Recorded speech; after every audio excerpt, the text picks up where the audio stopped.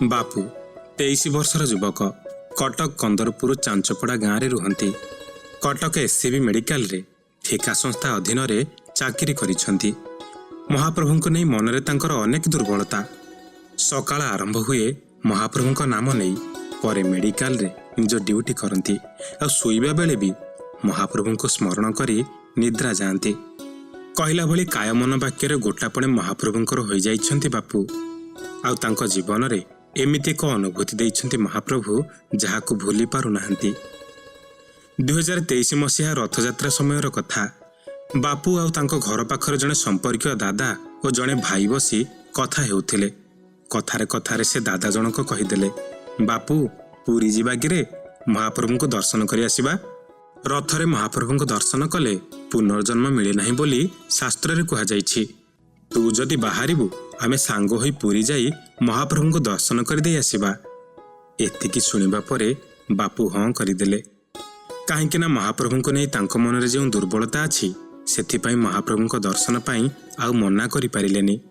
रथयात्रा गोटे दिन अछि, ता पूर्व एभली निष्पत्ति नैछंती समस्ते।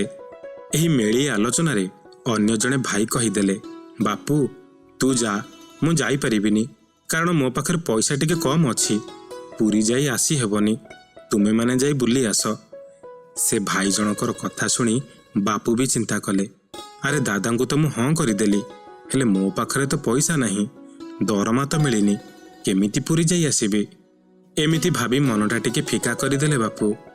किंतु मनरे गोटे आशा बांधी बसिले, जदि डोरी लागिबो ताहाले से पुरी निश्चय नेबो। एभली भाभी घर को आसिले बापू।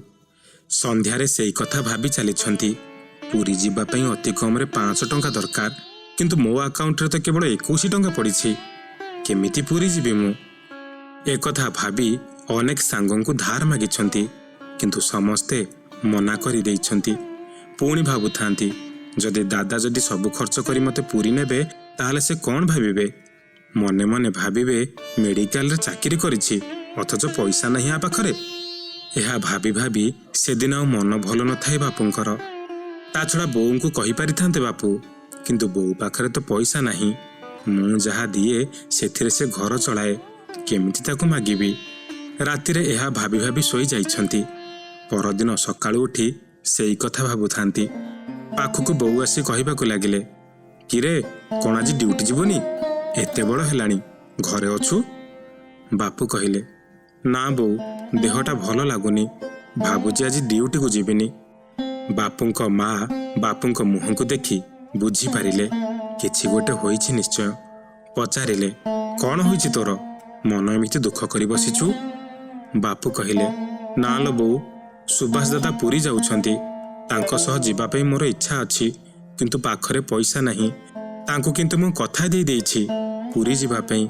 एबे से पचारिले कौन कहिबी, किछि बुझी पारुनी। सेई कथा भाभी भाभी भारी कष्ट लागुछि। ए कथा सुनी बोऊ कहिले, मो पाखरे भी एते पैसा नहीं, नहले तते देई देई थांती, तू पुरी जाई बुली आसी थांतु। मो पाखरे मात्र 100 टंका अछि, ताकू नेई तू जा बुली आसीबू। बापू कहिले, ना बोऊ थाऊ, सेथिरे गाड़ी रे पेट्रोल पकाई हेबनी, खाइबी कौन किनिबी कौन, थाऊ मु पुरी जीबिनी, पैसा हेले जाई बुली आसीबी। सुभाष दादा जदि फोन करती तेबे कौन गोटे कही मना करिदेबी। बोऊ कहिले, हौ तू मन दुख करे ना, तू ड्यूटी जा।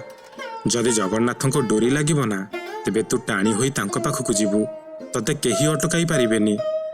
बोऊंको ठारू एभली सुनी बापू बाहरिले ड्यूटी को। सकाळ पाखापाखि 10टा हेबो। मेडिकल रे थाई बापू भाबुथांती, जगारे सतरे कण मु तते दर्शन करि पारिबिनी, तो पाखकू जाई पारिबिनी। बड़ आशा बांधी बसिथिली, किंतु आशा मौड़ी जीवाकू बसिछि। तू कौन सतरे डोरी लगाइबु नाही, एभली भाबुछंती। हठात फोन बाजिला। बापू देखिले सुभाष दादा फोन करिछंती। फोन उठाइबा क्षणी सुभाष दादा कहिबाकू लागिले, कोठी अछु, जल्दी बाहरुनु जिबा।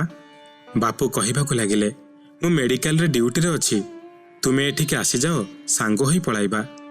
सेपटु सुभाष दादा कहिले, ठीक अछि, मु सांगे सांगे पहुँचुछि। एतिकी कही फोन रखिदेले। फोन कटिबा परे बापू पुणी भाबिले, मु ए कौन कहिदेली, पाखरे टंकाटिए नहीं, କିନ୍ତୁ ତାଙ୍କୁ ହଁ ଭରିଦେଲି। ଏବେ ମୁଁ କରିବି କ'ଣ? ହେ ଜଗା, କି ପରୀକ୍ଷା କରାଉଛୁ? ମୋ ପାଟିରୁ କ'ଣ ଏସବୁ ବାହାରିଗଲା? ଜଗା, ବହୁତ କଷ୍ଟ ହେଉଛି ରେ। ତତେ ଟିକେ ଦେଖିବାକୁ ବ୍ୟାକୁଳ ହେଉଛି ବୋଲି ପୁରୀ ଯିବାକୁ ଭାରି ମନ ହେଉଛି। ସେଥିପାଇଁ ଏମିତି ହିଁ ବାହାରିଗଲା। ଏବେ କିଛି ବ୍ୟବସ୍ଥା କର। ଏମିତି ଭାବିବାର 2ରୁ 3 ମିନିଟ୍ ହୋଇଛି କି ନାହିଁ, ଫୋନର ନୋଟିଫିକେସନ୍ ସାଉଣ୍ଡ ଆସିଲା। ଫୋନ ଖୋଲି ବାପୁ ଦେଖନ୍ତି ତ ଫୋନ ପେରେ 1000 ଟଙ୍କା ଆସିଛି। ବାପୁ ଦେଖି ଆଶ୍ଚର୍ଯ୍ୟ ହୋଇଗଲେ। ସାଙ୍ଗେ ସାଙ୍ଗେ ଗୋଟେ ଫୋନ କଲ୍ ଆସିଲା। ଦେଖିଲେ ମୁନ୍ନା ବୋଲି ଜଣେ ସମ୍ପର୍କୀୟ ଭାଇ ଫୋନ କରିଛି। ସେ କହିଲା, ବାପୁ ଭାଇ, ମୁଁ 1000 ଟଙ୍କା ପଠାଇଛି। ତୁ ରଖିଥା, ମୁଁ ମାଗିଲେ ଦବୁ। ମୋର ଖର୍ଚ୍ଚ ହୋଇଯାଉଛି, ତେଣୁ ତୋ ପାଖରେ ଥାଉ, ମୋତେ ପରେ ଦବୁ। ଏତିକି କହି ସେ ଭାଇ ଜଣକ ଫୋନ କାଟିଦେଲା। ବାପୁ ଫୋନ ରଖିବା ପରେ ଆଖି ତାଙ୍କର ଲୁହ ଛଳ ଛଳ ହୋଇଯାଉଥିଲା। ଯିଏ କେବେ ବି ପଇସା ମୋ ପାଖକୁ ଛାଡ଼େନି, ଆଜି ସେ ହଠାତ୍ ମୋ ପାଖକୁ ଏମିତି ଟଙ୍କା କାହିଁକି ଛାଡ଼ିଲା? ଖୁସିରେ 2 ଧାର ଲୁହ ଗଡ଼ିଗଲା। କହି ଚାଲିଲେ, ଏହା ମୋ ଜଗାର କରୁଣା, ନହେଲେ ଏମିତି ମୋତେ ପୁରୀ ଯିବା ପାଇଁ ଟଙ୍କା ପଠାଇ ନଥାନ୍ତା। ମନେ ମନେ ମହାପ୍ରଭୁଙ୍କୁ ସ୍ମରଣ କରି କୃତ୍ୟକୃତ ହୋଇଯାଉଥିଲେ। ଏହାପରେ ତାଙ୍କ ସୁବାସ ଦାଦା ଆସିଲେ, ଆଉ ବାପୁ ତାଙ୍କ ଉପରିସ୍ଥ ଅଧିକାରୀଙ୍କଠାରୁ ଛୁଟି ଅନୁମତି ଆଣି ଚାଲିଲେ ପୁରୀ ଅଭିମୁଖେ। ବାଟରେ ସବୁ କଥା ତାଙ୍କ ଦାଦାଙ୍କୁ କହିଛନ୍ତି। ଦାଦା ସବୁ ଶୁଣି ଆଶ୍ଚର୍ଯ୍ୟ ହୋଇ କହିଲେ, ତୁ ସତରେ ଭାଗ୍ୟବାନ। ତୋ ଡୋରି ଲାଗିଲା ବୋଲି ସେ ତତେ 1000 ଟଙ୍କା ଅନ୍ୟ ଦ୍ୱାରା ପଠାଇଲା ପୁରୀ ଯାଇ ଆସିବା ପାଇଁ। ଏବେ ଜାଣିଲୁ ତ ଆମ ମହାପ୍ରଭୁ କେମିତିକା ଦିବ୍ୟ ଲୀଳା କରିପାରନ୍ତି? ବାପୁ ବି କହିଲେ, ହଁ ପରା, ସେ କେବେ ବି ଭକ୍ତର ଭକ୍ତିର ଡାକକୁ ଅଣଦେଖା କରିପାରେନି। ତେଣୁ ଯେମିତି ହଉ ସେ ବ୍ୟବସ୍ଥା କରିଦିଏ। ଉଭୟ ଠିକ୍ ସମୟରେ ପହଞ୍ଚିଲେ ପୁରୀରେ। ଆଉ ଗହଳି ଭିତରେ ରଥ ଦୌଡ଼ି ଧରି କାନ୍ଦିବାକୁ ଲାଗିଲେ ବାପୁ। ରଥ ଉପରେ ମହାପ୍ରଭୁଙ୍କ ଦର୍ଶନ କରୁଥାନ୍ତି, ଆଉ ରଥ ଦୌଡ଼ି ଭିଡ଼ି ଭାବବିହ୍ୱଳ ହେଉଥାନ୍ତି ବାପୁ। ସତରେ ସେ ଯାହାକୁ ଡୋରି ଲଗାଇବ, ତାର ସବୁ ଅଭାବକୁ ବି ପୂରଣ କରି ନିଜ ପାଖକୁ ଟାଣି ନେବ। ଯେତେ ବିଷମ ସମସ୍ୟା ଥାଉ ନା କାହିଁକି, ସେ ସବୁ ସୁବିଧା କରାଇଦେବ। ଏମିତିକା ଭାବ ବିନୋଦିଆ ଆମ ପ୍ରଭୁ। କଟକ କନ୍ଦରପୁର ଚାଞ୍ଚପଡ଼ା ଗାଁରୁ ବାପୁ ଭାଇ ପଠାଇଛନ୍ତି ଏହି ଅନୁଭୂତିଟି।